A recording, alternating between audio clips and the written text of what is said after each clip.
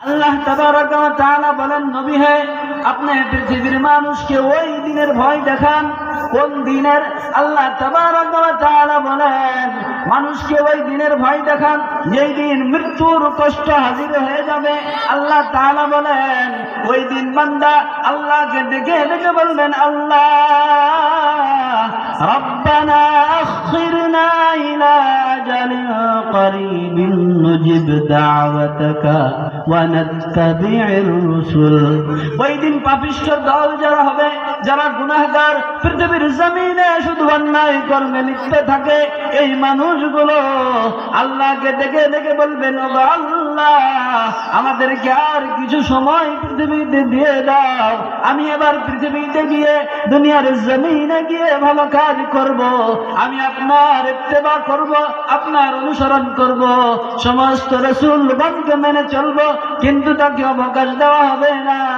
আমার বন্ধুগণ, ওই দিন এই কথা বলে কোনো লাভ হবে না। এই জন্য আমাদেরকে এখন থেকেই কবরের সামান তৈরি করতে হবে। পৃথিবীর জমিনে কোনো মানুষ কোনো বাবার পূজা করে, কোনো মানুষ পাথরের পূজা করে, কোনো মানুষ আগুনের পূজা করে, আবার কেউ মূর্তি পূজা করে, আবার কেউ মাজারে গিয়ে সিজদা দেয়। এই মানুষগুলোই ওই দিন বলবে, ও আল্লাহ, একটু সময় দিয়ে দাও, একটু অবকাশ দিয়ে দাও রে বন্ধু। এই জন্য আমরা খেয়াল করবেন, ওই দিন কিন্তু আর ছাড় দেওয়া হবে না। মৃত্যুর সময় মালাকুল মউত এবং ফেরেশতাগণ হাজির হয়ে যাবেন। আল্লাহ তাবারাক ওয়া তাআলা বলেন, ফাওয়াকাহুল্লাহু সাইয়্যাতি মা মাকারু ওয়া হাকা বিআলি ফিরআউনা সুউল আযাব। অন্যায়ত আল্লাহ বলেন, ওয়ালাউ তারা ইযিল যালিমুনা ফি গামারাতিল মাউত ওয়াল মালাইকাতু বাসিতু আইদিহিম। আল্লাহ তাবারাক ওয়া তাআলা বলেন, নবী হে, আপনি ওই জালিমদেরকে দেখবেন, তারা যখন মৃত্যু যন্ত্রণায় ছটফট করবে, ওই সময় ফেরেশতাগণ তাদের হাত বাড়িয়ে দিয়ে বলবেন, ওহে গুনাহগার, তোমরা তোমাদের আত্মাকে বের করে দাও। আজকে তোমাকে অপমানজনক শাস্তি দেওয়া হবে, কঠিন শাস্তি দেওয়া হবে। আমার বন্ধুগণ, যদি প্রশ্ন করেন কোন কারণে শাস্তি দেওয়া হবে, আল্লাহ তাবারাক ওয়া তাআলা আমাদেরকে জানিয়ে দিলেন, ওয়া কুনতুম আন আয়াতিহি তাস্তাকবিরুন। পৃথিবীর জমিনে মানুষ আল্লাহর আয়াতকে অস্বীকার করে, আল্লাহর সঙ্গে কুফরি করে, শুধু এতটুকুই না, এই ব্যাপারে অহংকার করে বসে। আল্লাহ তাআলা বলেন, এই কারণেই তোমাদেরকে শাস্তি, ভয়ানক শাস্তি, অপমানজনক শাস্তি দেওয়া হবে। আমার বন্ধুগণ, একটু খেয়াল করার প্রয়োজন, মৃত্যুর সময় কত কষ্ট আমাদের হবে। বারা ইবনে আযিব রাদিয়াল্লাহু তাআলা আনহু বর্ণনা করেন, একদিন আমরা নবীজি মুহাম্মদুর রাসূলুল্লাহ সাল্লাল্লাহু আলাইহি ওয়াসাল্লামের সঙ্গে আনসারী এক সাহাবীর জানাজায় চলে গেলাম। চলে যাওয়ার পর আমরা সবাই মিলে তার কবরের নিকটে চলে গেলাম। যাওয়ার পর আমরা দেখতে পেলাম কবর এখনো খোঁড়া হয়নি। আল্লাহর নবী সাল্লাল্লাহু আলাইহি ওয়াসাল্লাম জমিনে বসে পড়লেন। আমরা সমস্ত সাহাবীরা আল্লাহর নবীর সঙ্গে সঙ্গে আমরাও জমিনে চুপচাপ বসে পড়লাম। আমাদের মাথায় যেন পাখি বসে আছে, আমাদের এমন অবস্থা। আল্লাহর নবী বর্ণনা করেন, বারা ইবনে আযিব রাদিয়াল্লাহু তাআলা আনহু থেকে বর্ণিত, ওই সময় আল্লাহর নবীর হাতের মাঝখানে একখানা কাঠের টুকরো ছিল। ওই কাঠের টুকরা দিয়ে জমিনের মধ্যে চিন্তিত ব্যক্তির মতো দাগ কাটতেছে। এরকম হয় না? মানুষ যখন চিন্তায় থাকে, টেনশনে থাকে, হাতে কোনো বস্তু থাকলে, কোনো লাঠি থাকলে, ওই লাঠি দিয়ে কোনো জিনিসের উপর আঘাত করে না? তো আল্লাহর নবী চিন্তিত ব্যক্তিদের মতোই ওই হাতের কাঠের টুকরো দিয়ে জমিনে দাগ কাটতেছে। এক সময় আল্লাহর নবী মাথা উঠিয়ে বলতেছে, হে সাহাবারা, তোমরা কবরের আযাব থেকে আল্লাহর নিকটে পানাহ চাও। আল্লাহর নিকটে পানাহ চাও, এই কথা দুবার কিংবা তিনবার বলেছেন। তারপর আল্লাহর নবী বলতেছেন, যখন কোনো মুমিন বান্দা পৃথিবীর মায়া ত্যাগ করে কবরের দিকে অগ্রসর হয়, আখিরাতের দিকে অগ্রসর হয়, ওই সময় দুজন সুন্দর চেহারা, একদল সুন্দর চেহারা বিশিষ্ট ফেরেশতাগণ ওই ব্যক্তির নিকটে আসেন। ওই ব্যক্তি যত দূর পর্যন্ত দেখতে পান, ওই সাহাবারা তত ওই জায়গায় বসে যায়। বসে যাওয়ার পর মালাকুল মউত তার মাথার নিকটে বসে, মালাকুল মউত তার মাথার নিকটে বসে গিয়ে বলে, রে বান্দা, ইয়া আইয়াতুহান নাফসুল মুতমাইন্না, হে প্রশান্ত আত্মা, হে শান্তিদায়ক আত্মা, তুমি তোমার রূহকে বের করে দাও, তোমার আত্মাকে বের করে দাও। ওই সময় তার রূহ বের করে দেয়। বর্ণনা এসেছে মালাকুল মউত 1 মিনিটের জন্য সেই আত্মাকে তার নিজের হাতে রাখে না। ওই অপেক্ষমান ফেরেশতা যার জন্য অবশ্যই অবতীর্ণ হয়েছিল, ওই ফেরেশতারা ওই রূহকে নিয়ে, ওই রূহকে নেওয়ার পর ওই ফেরেশতাদের হাতের মধ্যে জান্নাতের একখানা কাফনের কাপড় থাকে, জান্নাতের এক রকমের খুশবু থাকে। ওই রূহকে নিয়ে ওই কাফনের মধ্যে নিয়ে নেয়। বর্ণনায় এসেছে পৃথিবীর জমিনে যত খুশবু, যত সেন্ট রয়েছে, সমস্ত খুশবুকে যদি এক জায়গায় করা হয় রে মুসলমান, ওই খুশবু থেকে যেমন খুশবু বের হবে, তার থেকে অধিক উত্তম খুশবু ওই কাফনের কাপড় থেকে বের হবে। আমার বন্ধুগণ, এবার ওই ফেরেশতায়ে কিরামগণ ওই রূহকে নিয়ে, আত্মাকে নিয়ে উপরের দিকে উঠতে থাকবেন। উপরের দিকে উঠতে উঠতে যখনই কোনো ফেরেশতাদের দলের সঙ্গে সাক্ষাৎ হয়ে যাবে, তারা বলবে, হে ফেরেশতারা, এটা কার আত্মা, কার পবিত্র আত্মা?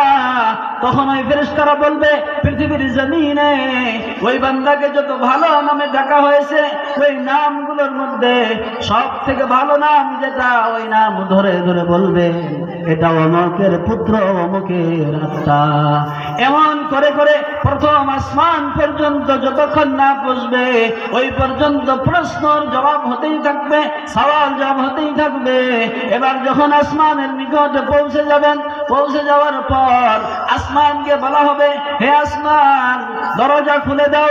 খুলে দেওয়া, খুলে দেওয়া বলার সঙ্গে সঙ্গে আসমান দরজা খুলে দিয়ে বলবেন, আসমান দরজা খুলে দিবেন।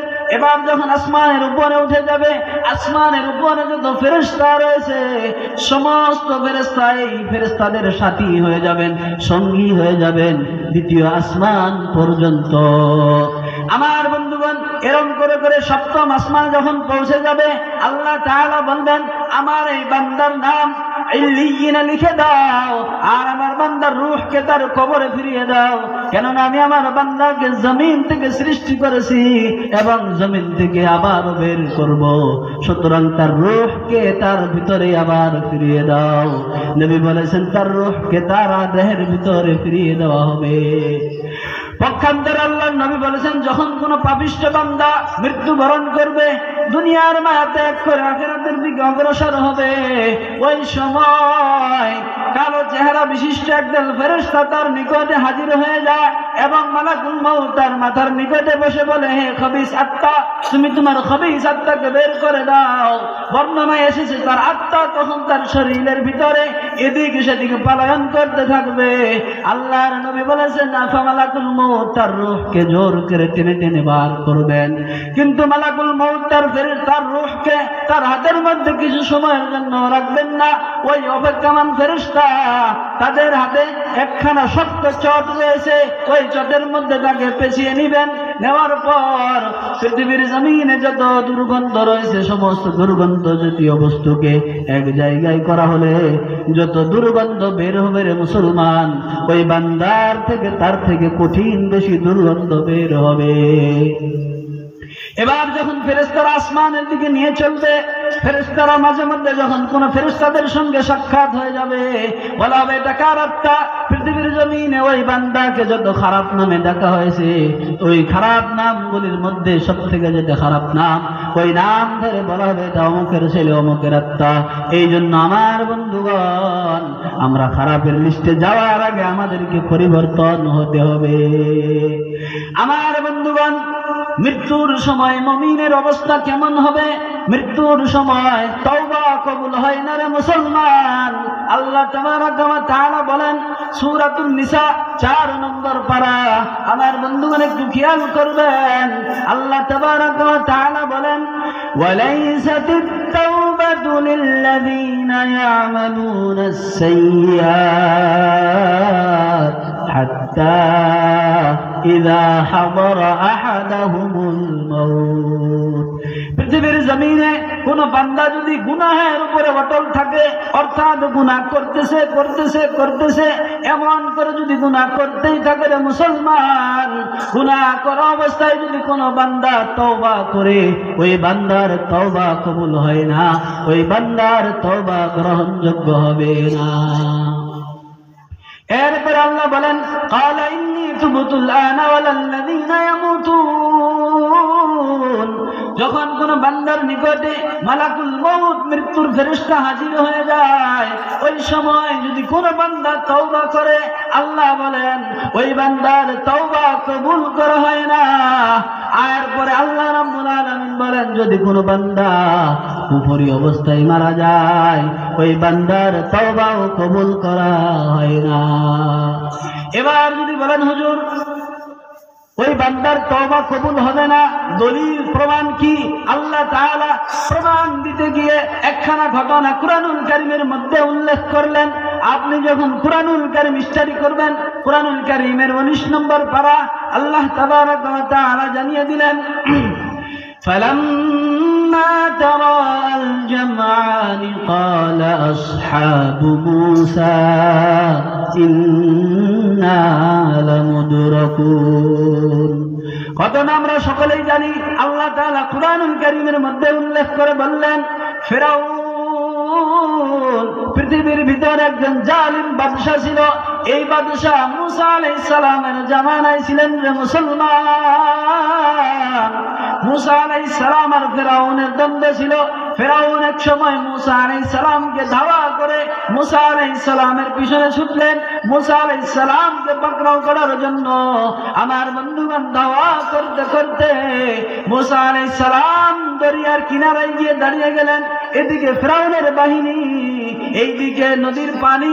মুসা আলাইহিস সালামের সাথী সঙ্গীরা হাই উল্লাস করতে লাগলেন, চিৎকার করতে লাগলেন, এতদিন আমরা ফিরাউনের দলে ছিলাম, আজকে যখন মুসার দলে সাথ দিয়েছি, ফিরাউন তো আমাদের ছাড় দিবে না।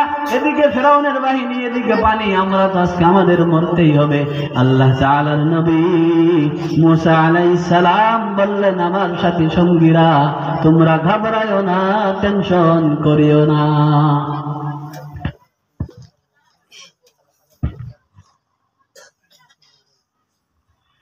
মুসা আলাইহিস সালাম তার সাথীদেরকে উল্লেখ করে বললেন, টার্গেট করে বললেন, ক্বালা কাল্লা ইন্না মাইয়া রাব্বী সায়াহদিন।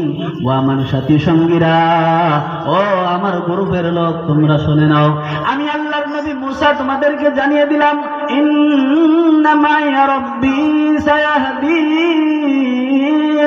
আমার আল্লাহ আমার সঙ্গে রয়েছে, অতি শীঘ্রই আমার আল্লাহ আমাদের জন্য রাস্তা করে দিবেন, আমাদের জন্য পথ নির্মাণ করে দিবেন। মুসা আলাইহিস সালাম এমন কথা বলার সঙ্গে সঙ্গে রে মুসলমান, আমার আল্লাহ মুসাকে ওহী করে বললেন, ফাআওহাইনা ইলা মুসা আন ইদরিব বিআসাকাল বাহর ফানফালাকা فكان كل فرق كالطود العظيم। আল্লাহ রাব্বুল আলামিন মুসা আলাইহিস সালামকে ওহী করে বললেন, হে মুসা, তোমার হাতে যে লাঠি রয়েছে, এই লাঠি সমুদ্রের মধ্যে নিক্ষেপ করো, পানির ভিতরে আঘাত করো রে মুসা। মুসা আলাইহিস সালাম আল্লাহর ওহী পাওয়ার সঙ্গে সঙ্গে তার হাতের লাঠি দ্বারা সমুদ্রে আঘাত করার সঙ্গে সঙ্গে সমুদ্রের পানি দুভাগ হয়ে গেলেন। এবার মুসা আলাইহিস সালাম তার সাথী সঙ্গীদেরকে নিয়ে সমুদ্রের ভিতরে যেতে লাগলেন। আল্লাহ তাআলা বলেন, ওয়া আনজাইনা মুসা ওয়া মান মাআহু আজমাইন সুম্মা আগরাকনাল আখিরিন। আল্লাহ তাবারাকা ওয়া তাআলা বলেন, মুসা আলাইহিস সালাম যখন তার সাথী সঙ্গীদের নিয়ে সমুদ্রের মাঝখানে চলতে লাগলেন, আমি আল্লাহ মুসা আলাইহিস সালামকে বাঁচিয়ে নিয়ে ওপারে পার করে দিলাম। এদিকে ফিরাউন মুসা আলাইহিস সালামকে নদীর ভিতরে যেতে দেখে তার সাথী সঙ্গীদের নিয়ে মুসা আলাইহিস সালামের পিছনে ছুটলেন। বর্ণনায় এসেছে, মুসা আলাইহিস সালাম পার হয়ে যাওয়ার পর ফিরাউন যখন ওই নদীর মাঝখানে চলে গেছে রে মুসলমান, আল্লাহ তাআলা কুদরতের দ্বারা ওই পানি খাবার মিলিত করে দিলেন। আমার বন্ধুগণ, এই কথা আল্লাহ তাআলা কুরআনুল কারীমের ভিতরে উল্লেখ করলেন। আল্লাহ তাআলা বলেন, হাত্তা ইযা আদরাকাহুল গরক ক্বালা আমানতু আন্নাহু লা ইলাহা ইল্লাল্লাযী আমানাত বিহি বানু ইসরাঈল। আল্লাহ তাআলা জানিয়ে দিলেন, ফিরাউন যখন ওই পানির ভিতরে হাবুডুবু খাচ্ছে, ওই সময় আল্লাহ তাআলার দরবারে তওবা করতে লাগলেন, অনুতপ্ত হয়ে গেলেন। ফিরাউন যখন পানির ভিতরে হাবুডুবু খাচ্ছে, এদিকে সে খেয়াল করলো, আমি আর আজকে আমার কোনো ক্ষমতা চলবে না, আমার শ্বাস যায় যায় অবস্থা, প্রাণ নিভু নিভু অবস্থা। এই সময় ফিরাউন আল্লাহকে ডেকে ডেকে বলেন, আল্লাহ, আমানতু আন্নাহু লা ইলাহা ইল্লাল্লাযী আমানাত বিহি বানু ইসরাঈল। ফিরাউন বলেন, আল্লাহ, মুসা আলাইহিস সালাম যে আল্লাহর প্রতি ঈমান এনেছে, অর্থাৎ যে আল্লাহ ছাড়া সত্যিকারের কোনো ইলাহ নাই, সত্যিকারের কোনো মাবুদ নাই, ওই আল্লাহর প্রতি আমি ফিরাউন ঈমান আনয়ন করলাম, আমি বিশ্বাস স্থাপন করলাম, মাথাকে সারেন্ডার করে দিলাম। ওই সময় আল্লাহ রাব্বুল আলামিন ওহী করে বলেন, আল্লাহ وقد عصيت قبل وكنت من المفسدين। আল্লাহ রাব্বুল আলামিন ফিরাউনকে বললেন, পৃথিবীর জমিনে আজকের পূর্বে তুমি কত নাফরমান করেছো, তুমি নিজেকে আল্লাহ বলে দাবি করলা, আমার পয়গম্বর মুসা আলাইহিস সালামকে কত কষ্ট দিয়েছো ফিরাউন, আজকে তুমি হাজার অনুতপ্ত হও না কেন, তোমার তওবা গ্রহণ হবে না, তোমার তওবা কবুল করা হবে না। এই জন্য আমার বন্ধুগণ, যেটা বুঝাইতে চাইলাম, মৃত্যুর সময় যখন মালাকুল মউত হাজির হয়ে যায়, ওই সময় ইমাম সাহেবকে ভাড়া নিয়ে এসে তওবা করাইলে তওবা কবুল হবে না। এই জন্য আমাদেরকে এখনই তওবা করতে হবে, আল্লাহর দরবারে ফিরে আসতে হবে। এবার যদি প্রশ্ন করেন, হুজুর, আমরা যদি তওবা করি আমাদের লাভ কি হবে, আমাদের ফায়দা কি হবে? আল্লাহ রাব্বুল আলামিন আমাদেরকে জানিয়ে দিলেন, আপনি যখন কুরআনুল কারীম স্টাডি করবেন, কুরআনুল কারীমের 28 নম্বর পারার 20 নম্বর পৃষ্ঠা আল্লাহ রাব্বুল আলামিন ডেকে ডেকে বলেন, ইয়া আইয়ুহাল্লাযীনা আমানু তুবু ইলাল্লাহ তাওবাতান নাসুহা।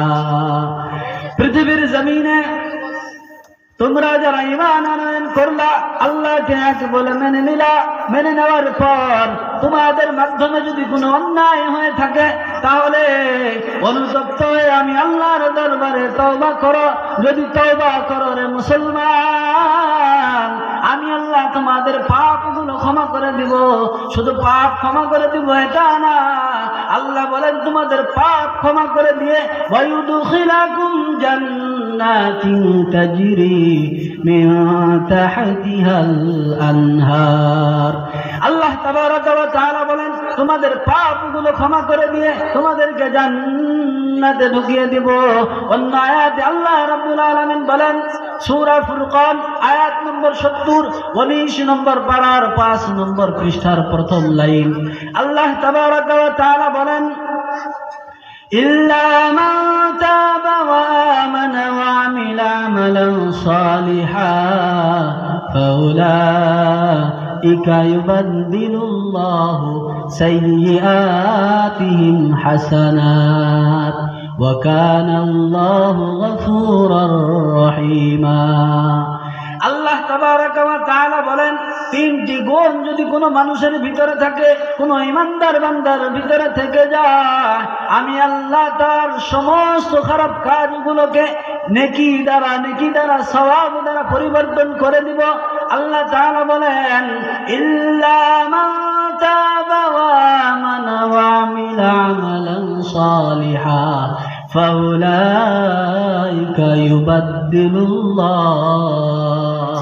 আল্লাহ তাবারাক ওয়া তাআলা বলেন, পৃথিবীর জমিনে কোন বান্দা যদি ঈমানি হালাতে তওবা করে আর সৎ কর্ম করার ইরাদা করে রে মুসলমান, আল্লাহ তাআলা বলেন ফাউলাইকা ইউবাদদিলুল্লাহ, আমি আল্লাহ তার সমস্ত খারাপ কাজগুলোকে, সমস্ত গুনাহকে নেকি দ্বারা পরিবর্তন করে দিব। ঘুমাইছেন? সুবহানাল্লাহ কে রাসূল। আল্লাহ তাআলা কি বলতেছেন? ফাউলাইকা ইউবাদদিলুল্লাহ সাইয়্যাতিহিম হাসানাত।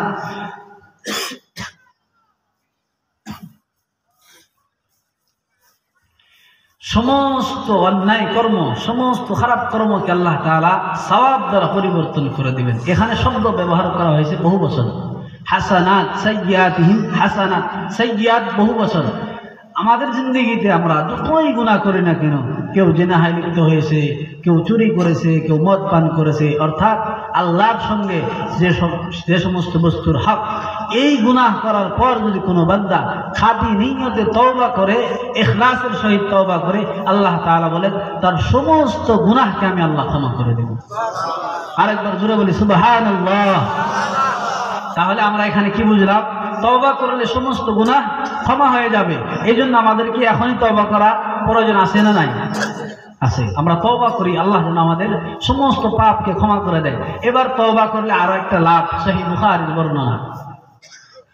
আল্লাহর নবী সাল্লাল্লাহু তাআলা আলাইহি ওয়াসাল্লাম বলেন, পৃথিবীর জমিনে কোন বান্দা যদি সকাল বেলায় সাইয়্যিদুল ইস্তিগফার পাঠ করে সন্ধ্যা হওয়ার পূর্বে যদি ওই ব্যক্তি মারা যায় রে মুসলমান, আল্লাহর নবী বলেন ওই ব্যক্তির ঠিকানা হবে জান্নাত। আর যদি কোনো ব্যক্তি সন্ধ্যার পর সাইয়্যিদুল ইস্তিগফার পাঠ করে ভোর হওয়ার পূর্বে যদি মারা যায়, আল্লাহর নবী বলেন যে মুসলমান জেনে নাও ওই ব্যক্তির ঠিকানা হবে জান্নাত। ঠিকানা জান্নাত। সাইয়্যিদুল ইস্তিগফার কয়জনে পারি? সাইয়্যিদুল ইস্তিগফার কত ফজিলত, সহিহ বুখারীর বর্ণনা। সকাল বেলায় পাঠ করার পর যদি সন্ধ্যা হওয়ার পূর্বে ওই ব্যক্তি মারা যায়, তাহলে তার ঠিকানা হবে জান্নাত। সন্ধ্যার পরে যদি কোনো ব্যক্তি সাইয়্যিদুল ইস্তিগফার পাঠ করে ভোর হওয়ার পূর্বে যদি মারা যায়, ওই ব্যক্তি জান্নাতি হবে। সাইয়্যিদুল ইস্তিগফার কি? আল্লাহুম্মা আনতা রাব্বি লা ইলাহা ইল্লা আনতা খালাকতানি ওয়া আনা আবদুকা ওয়া আনা আলা আহদিকা ওয়া ওয়া'দিকা মাসতাতা'তু আউযু বিকা মিন শাররি মা সানা'তু আবুউ লাকা বিনি'মাতিকা আলাইয়া ওয়া আবুউ বিযামবি ফাগফিরলি ফাইন্নাহু লা ইয়াগফিরুয যুনুবা ইল্লা আনতা। এই দোয়া যদি কোনো ব্যক্তি সকালে পাঠ করার পর সন্ধ্যা হওয়ার পূর্বেই মারা যায়, তাহলে তার ঠিকানা হবে জান্নাত। এটা আমরা মুখস্থ করবো। কারা একটু হাত তুলে দেখি। মুখস্থ করবেন সবাই? সবাই ইনশাআল্লাহ। আল্লাহ যেন আমাদেরকে মুখস্থ করার শক্তি দান করেন। এখন আমরা বলতেছিলাম মৃত্যুর সময় মুমিনের অবস্থা কেমন হবে। আল্লাহ তাআলা কোরআনুল কারীমের মধ্যে কথা জানিয়ে দিয়েছেন। আল্লাহ তাবারাক ওয়া তাআলা বলেন, ইয়া আইয়াতুহান নাফসুল মুতমাইন্নাহ ইরজিই ইলা রাব্বিকি রাদিয়াতাম মারদিয়াহ। আল্লাহ তাবারাক ওয়া তাআলা বলেন, মরণের সময় মুমিন যারা, ইমানদার যারা, পৃথিবীর জমিনে মানুষের কথা শোনার পর যারা আল্লাহর দলে থেকেছে, অর্থাৎ আল্লাহকে এক বলে মেনে নেওয়ার পর কত গালি পৃথিবীর জমিনে শুনতে হয়, তারপরেও যারা এই দ্বীনের উপরে অটল থেকেছে, আল্লাহ তাআলা বলেন ওই সমস্ত হৃদয়বান মানুষকে বলা হবে, ইয়া আইয়াতুহান নাফসুল মুতমাইন্নাহ, হে প্রশান্ত আত্মা বের হয়ে আসো, বের হয়ে আসো খুশি অবস্থায়, সন্তুষ্ট অবস্থায়। তুমি যার নিকটে আসছো তিনিও তোমার প্রতি খুশি। ফাদখুলি ফি ইবাদি ওয়াদখুলি জান্নাতি। আল্লাহ তাআলা বলেন, বের হয়ে আসার পর তুমি আমার নেক বান্দাদের দলভুক্ত হয়ে যাও এবং তাদের সঙ্গে আমার জান্নাতে প্রবেশ করো। একবার জোরে বলা যাবে কি সুবহানাল্লাহ? এই অফার মুমিনদের জন্য। এই জন্য আমাদের ঈমান মজবুত করতে হবে, ঈমান মজবুত করতে হবে। কবরের ভিতরে কত কষ্ট হবে এর বর্ণনা বলে বোঝানো সম্ভব না। কুরআনুল কারীম আমাদেরকে জানিয়ে দেয়, ফাওয়াকাহুল্লাহু সাইয়্যাতি মা মাকারু ওয়া হাকা বিআলি ফিরআউনা সুউল আযাব। ওই যে ফেরাউনের হাত থেকে মুসাকে আল্লাহ বাঁচাইলেন, মনে আছে? ফেরাউনের হাত থেকে মুসাকে আল্লাহ বাঁচিয়ে নেওয়ার পর আল্লাহ বলেন, বাঁচিয়ে যখন নিলাম মুসাকে, ফেরাউনকে ওই সময় গ্রেফতার করলাম। এবার যখন ফেরাউনকে গ্রেফতার করা হলো, গ্রেফতার করার পর আল্লাহ তাআলা বলেন, আন্নারু ইউরাদুনা আলাইহা গুদুওয়ান ওয়া আশিয়্যা। কিয়ামত যখন কায়েম হয়ে যাবে, হিসাব নিকাশ করার পর ফেরাউনকে জাহান্নামে দেওয়ার পর যে শাস্তি দেওয়া হবে, আল্লাহ তাআলা বলেন, আন্নারু ইউরাদুনা আলাইহা গুদুওয়ান ওয়া আশিয়্যা। ওই শাস্তি ফেরাউনকে প্রতিদিন সকাল সন্ধ্যায় দেখানো হয়। ওয়া ইয়াউমা তাকুমুস সাআহ। আল্লাহ তাআলা বলেন, বান্দা, পৃথিবী যেদিন ধ্বংস হয়ে যাবে, কিয়ামত সংগঠিত হয়ে যাবে, মুসলমান, ওই দিন আদখিলু আলা ফিরআউনা শাদ্দাল আযাব। আল্লাহ বলেন, ফেরাউনকে যে শাস্তি আজকে কবরের মধ্যে দেওয়া হচ্ছে, কিয়ামত যখন সংগঠিত হয়ে যাবে, তারপর ফেরাউনকে এর থেকেও কঠিন শাস্তি দেওয়া হবে। এই জন্য আমাদের মৃত্যুর পূর্বে আমাদের ঈমান ঠিক করতে হবে, কবরের সামান তৈরি করতে হবে। আল্লাহ তাআলা সূরা আলে ইমরানের 102 নম্বর আয়াত 4 নম্বর পারার 2 নম্বর পৃষ্ঠার ভিতরে বলেন, ইয়া আইয়ুহাল্লাযীনা আমানুত্তাকুল্লাহা হাক্কা তুকাতিহি ওয়া লা তামুতুন্না ইল্লা ওয়া আনতুম মুসলিমুন। আল্লাহ তাবারাকা ওয়া তাআলা ঈমানদারদের ডেকে বলেন, ইয়া আইয়ুহাল্লাযীনা আমানুত্তাকুল্লাহ। পৃথিবীর জমিনে তোমরা যারা ঈমানদার, তোমরা যারা আমি আল্লাহকে এক বলে মেনে নিলা, তোমরা আমি আল্লাহকে ভয় করো, ভয় করার মতো ভয় করো। আল্লাহ তাআলা আমাদেরকে ভয় করার মতো ভয় করতে বলেছেন, এবার আমাদেরকে ভয় করার মতো ভয় করতে হবে। তারপর আল্লাহ বলেন, ইল্লা ওয়া আনতুম মুসলিমুন। পৃথিবীর জমিনে তোমরা যতক্ষণ পর্যন্ত ঈমানদার মুসলমান হও নাই, সেই পর্যন্ত মৃত্যুবরণ করিও না। আমার বন্ধুগণ, মুসলমান না হওয়া পর্যন্ত আমাদের মৃত্যুবরণ করা যাবে না। এই জন্য আমাদের পরিপূর্ণ মুসলমান হতে হবে। যদি প্রশ্ন করেন, হুজুর, পরিপূর্ণ মুসলমান কাকে বলা হয়? আল্লাহ তাআলা কুরআনুল কারীমের মাধ্যমে আমাদেরকে জানিয়ে দিলেন, আল্লাহ তাআলার নিকটে সমস্ত তার হুকুমের সম্মুখে নিজের মাথাকে নত করে দেওয়ার নাম হলো মুসলমান। এবার আল্লাহ বলেছেন, পৃথিবীর জমিনে নামাজ কায়েম করতে হবে। তাহলে আমরা যারা নামাজ আদায় করি, আমরা আল্লাহ তাআলার হুকুম মানলাম। পৃথিবীর জমিনে আল্লাহ আমাদের হুকুম দিয়েছেন, সুদ খাওয়া যাবে না। যারা সুদ ভোগ করে এরা পরিপূর্ণ মুসলমান না। পৃথিবীর জমিনে যারা জিনাহে লিপ্ত হয় এরা পরিপূর্ণ মুসলমান না। পৃথিবীর জমিনে যারা মদ্যপান করে, যারা জুয়া খেলে, যারা তাসে আড্ডায় যায়, যারা মূর্তি পূজা করে, এরা পরিপূর্ণ মুসলমান না। এই জন্য মৃত্যুর পূর্বে আমাদেরকে পরিপূর্ণ মুসলমান হতে হবে, নচেত কিয়ামতের ময়দানে আমরা সাকসেস হতে পারবো না। তাহলে ঈমানী অবস্থায় যেন আমরা কবরে যেতে পারি, এই জন্য যত দূর চেষ্টা আমাদের পৃথিবীতেই করতে হবে। শ্বাস বের হয়ে যাওয়ার পর শ্বাসকে ঠেকানোর ক্ষমতা কারণে রব বলতেছেন ফালাউলা ইযা বালাগাতিল হুলকুম ওয়া আনতুম হিনাইযিন তানজুরুন ওয়া নাহনু আকরাবু ইলাইহি মিনকুম ওয়ালাকিন লা তুবসিরুন। ফালাউলা ইযা বালাগাতিল হুলকুম, যখন তোমাদের প্রাণ কণ্ঠনলীতে এসে যায় তখন তোমরা দেখতেছো যে ওই ব্যক্তি মরণকে বরণ করে নিচ্ছে, ওই সময় আমি আল্লাহ তোমাদের থেকে তার অধিক নিকটে, কিন্তু ওই তার প্রাণ বের করে নিয়ে আসা হইতেছে, তোমরা তার প্রাণকে ঠেকাতে পারতেছ না। এই জন্য আমার বন্ধুগণ, আমাদেরকে পৃথিবী থেকে বিদায় নিতেই হবে, চূড়ান্ত ফাইসালা। এই জন্য পৃথিবী থেকে বিদায় নেওয়ার পূর্বেই যেন আমরা পরিপূর্ণ ইমানদার মুসলমান হতে পারি, কবরের পরিপূর্ণ সামান তৈরি করতে পারি। আল্লাহ তাআলা যেন আমাদেরকে বলা ও শোনা থেকে বেশি বেশি আমল করে তৌফিক দান করেন। ওয়া আখিরু দাওয়ানা আলহামদুলিল্লাহি রাব্বিল আলামিন। আমার জন্য সকলেই দোয়া করবেন। জয়